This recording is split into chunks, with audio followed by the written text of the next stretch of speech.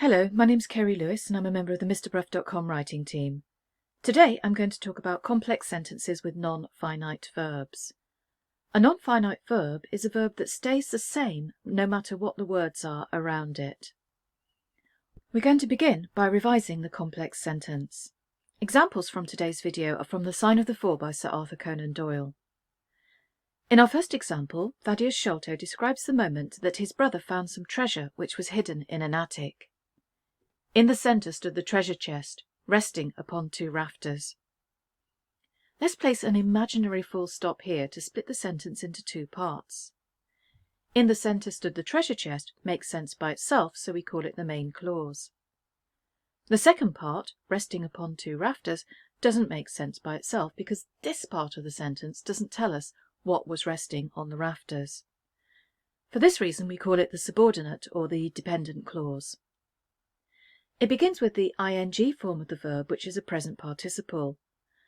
The present participle resting slows down time and focuses the attention of the reader on the importance of that moment. The present participle is a non-finite verb, which, as I explained in the introduction, stays the same regardless of the other words around it. Let's look at some more examples. In the first sentence, the present participle viewing is first. Holmes tells Watson, "Viewing the matter as an abstract problem, I had forgotten how personal and painful a thing it might be to you." The present participle being first emphasizes Holmes's analytical skills. This contrasts with the words personal and painful to describe Watson's feelings about his dead brother. Holmes views the death of Watson's brother in an analytical way, while Watson understandably feels greater emotion.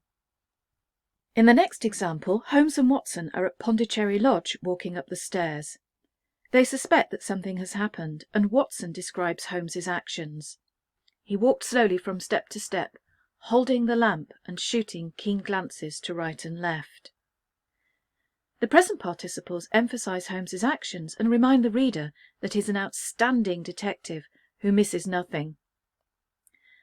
A complex sentence can have more than one subordinate clause, as we see here, and in this example, the two subordinate clauses emphasize Holmes's powers of observation. There are three non-finite verb forms, and as we've seen, there's a present participle. Next, we're going to look at the past participle. If you say I have, the verb that comes next is the past participle. For example, I have walked, I have eaten, I have danced. Walked, eaten and danced are past participles.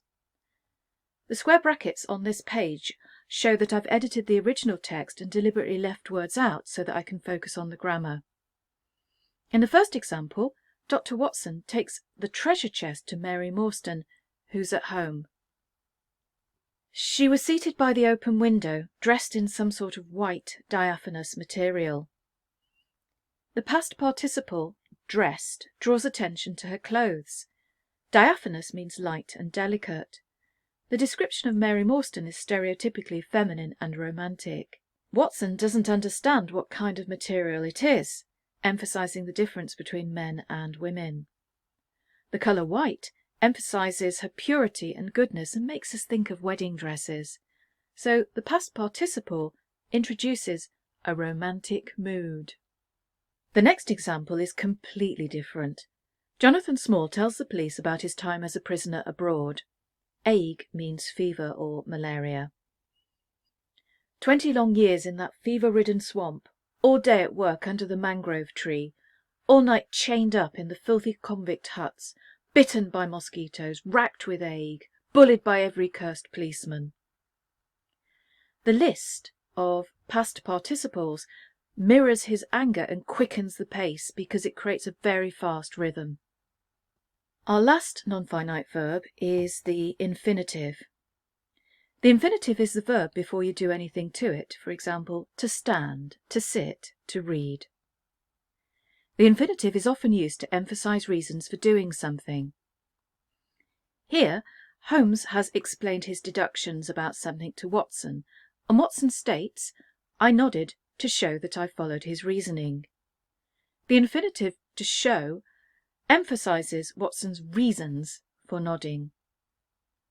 In the second example, Jonathan Small tells Holmes to escape, to track down Sholto, to have my hand upon his throat.